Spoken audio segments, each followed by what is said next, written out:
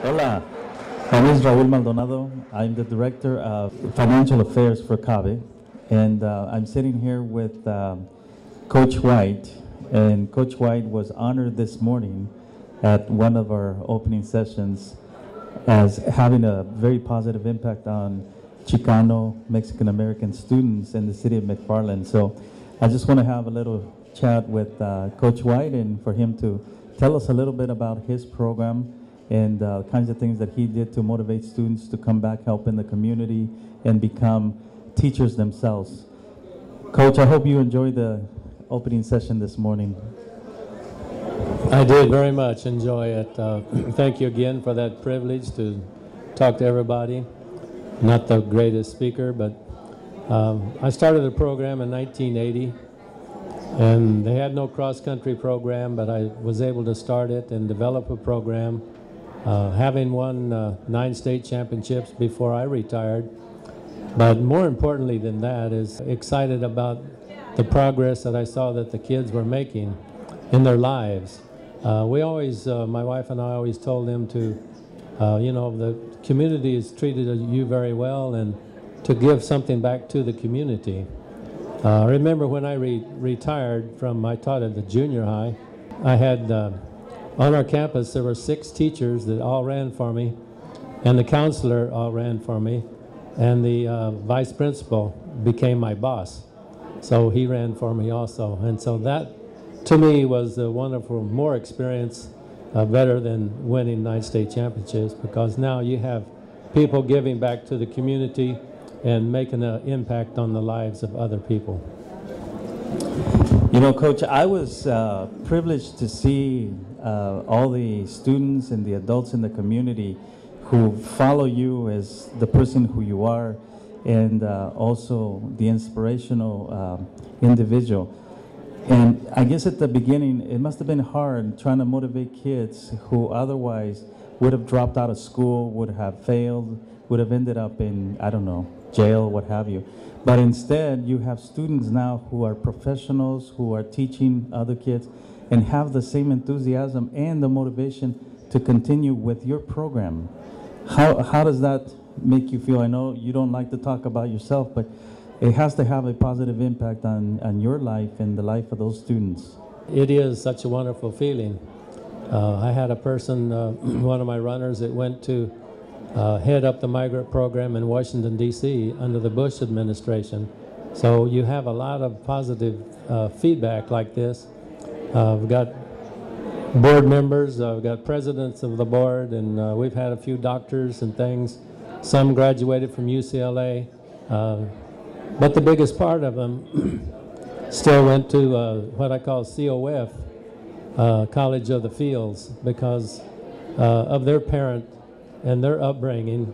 They couldn't hardly break that tradition, and it was important to us to try to break that tradition. Not that that was a bad thing, and it was a very positive thing for them and their family, but there's better things with an education. And so we were very fortunate to help a few. Like I said this morning, we've lost a few also. There's a few that's been in prison and in and out, but they still stay in contact with us, trying to better and change their lives when they get out even. So it's been a wonderful experience in this way for us, my wife and I, in the community where we were teaching there for 40 years. It's so appropriate to have this conversation with you here since we're so close to Disney. And I know because of your legacy and your story and the countless individuals that were on your team, Disney is actually finally going to showcase a movie that is somewhat in line with your story and the stories of many of the students. And so I believe the movie's coming out in November, and the person who is portraying you is a very famous actor that I actually got a chance to meet out on the field, Mr. Kevin Costner. So, wow, what a great way to showcase your story, and I hope they will truly portray the story the way, I know it's Hollywood, but I hope they portray the story the way it should be, and the tremendous work that you did in the community. How does that feel, Coach? Well, once again, it's an honor, especially having Kevin Costner play me. He is about my same size. Of course, he's got 3 movies coming out right now, so I wish I had his bankroll, but that will never happen, I guess. But it's more than for myself. We didn't ever feel like we did anything to deserve a movie, but it's an honor for the kids and the town. So it's been good in that way, because a lot of they did 2 weeks of filming in Mcfarland, and a lot of the seconds and fill-ins got paid right there for doing that. So when you're, like I said this morning, when you're watching the lowriders, I'm watching who's walking by, because some of the boys that ran for me are driving the lowriders, and they're walking and they're sitting in the restaurant, and Mr. and Mrs. Diaz is actually in the movie, or Mr. is, I guess. He's sitting in the restaurant there where Kevin Costner comes in. And to tell you a little bit about the story, it's just briefly, because I can't go into all of it, but I'm a coach, football coach, starting in Idaho. That's strictly Hollywood. I get fired, that's strictly Hollywood. I come to Mcfarland as an assistant football coach. That's strictly Hollywood. I get fired from that position, once again, Hollywood. Sorry, I haven't been fired from any jobs. But anyway, it is what it is, and it's going to be a good experience for our town and our community. So I really thank Disney for doing that. We actually signed with Disney 2 times before they decided to even make it. So I said, just show me the money, but there was never much money there. It all went to Kevin Costner. I believe that a lot of it is Hollywood. But nevertheless, the point that I wanted to make is the name is still Mcfarland, so you're going to get that exposure. And I was sitting up on the stands just watching the filming, and Kevin was standing on the sideline, and I could hear him call out last names, Diaz, Samaniego, all those kids who are your runners. I'm trying to envision myself sitting in your shoes, standing in your shoes, sitting where you were sitting by the sidelines. What was going through your mind? Well, first of all, I think the main thing there was he even pronounced them right. So that was a good thing.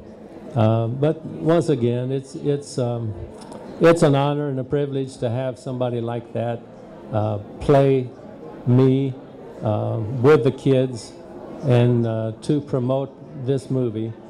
I don't know how it's going to come across. I don't know. They won't even let me view it. It's supposed to be being able to go over it this month, and but we were turned down when we tried to get a viewing site, But I think they probably said he might not like it. He might make a big problem, but we had to sign contracts and this and that, and you can't make a big problem. So anyway, all I can say, it's a great honor for us, the boys. The boys in the 1987 team, they're actually using their names in the movie. They use my wife and our names, and my 2 daughters are their names, but they kicked one daughter out. I had 3 daughters, but I only showed up with 2 in the movie.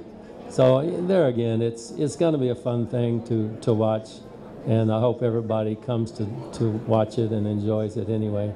I know the running scenes are going to be fantastic, because I went to some of the areas where they filmed them, and we didn't run in places like that all the time, but they were very close, Anyway, enjoy it if you get to go see it. And incidentally, we had lunch with your 3rd daughter, and she wasn't in the movie, so at least we got a chance to say hello to her. One last thing, you're at CABE, California Association of Bilingual Educators. What's your experience here? And we do truly want to thank you for being here. We are honored to have you, and not only because of your legacy and your commitment to the Hispanic students, the community, who otherwise, without your vision, without your assistance, your help, would have most likely dropped out.